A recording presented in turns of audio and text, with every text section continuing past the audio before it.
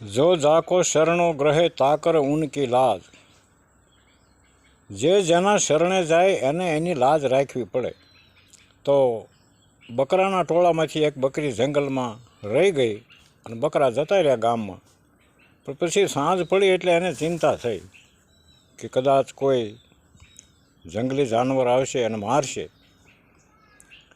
पण नदीना कांठे पाणी पीवा ज्यां गई त्यां सिंहना पगला जोया। पाणी पी अने सिंहना पगलामां बेसी गई। रातनो थोड़ोक समय गयो त्यां कोई जंगली जनावर आव्या अने बकरीने सामे जोयुं तो बकरीए कही दीधुं कि आ चरण कोना खबर छे ने, एटले ए पाछा भागी जात। हवे घणो समय वीती गयो तो रात्रिनो त्यां सिंह आव्यो। सिंह आवीने ज्यां बकरीने सामे नजर करी तो बकरीए कीधुं कि आ चरण कोना छे खबर छे ने।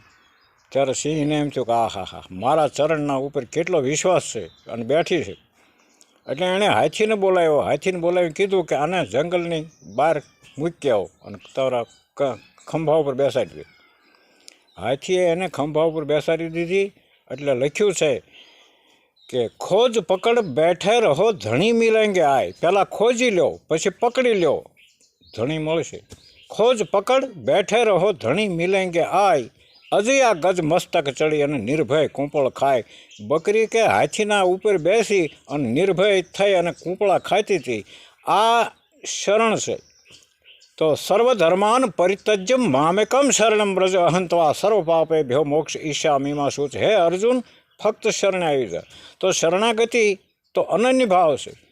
सो अनन्य गति जाकी मती न टरे हनुमंत एने अनन्य भक्त कहे। तुलसीदास जी महाराज रामना अनन्य भक्त था। एक बार कृष्ण भगवान मंदिर में गया तो राधा कृष्ण की छवि जोई और बहु प्रसन्न थया। पण तुलसीदासे दूहो कीधो कि आपकी छवि बड़ी निराली राधिका है साथ, पण तुलसी मस्तक तब नमे कि जब धनुष बाण ल्यो हाथ। तुलसी माथु तो नमे कि वांसળી मूकी दो और धनुष बाण लई लो। तो एनु शरण छे। जो जाको शरणो ग्रहे ताकर उनकी लाज। जे जना शरणे जाए एने एनी लाज राखवी पड़े।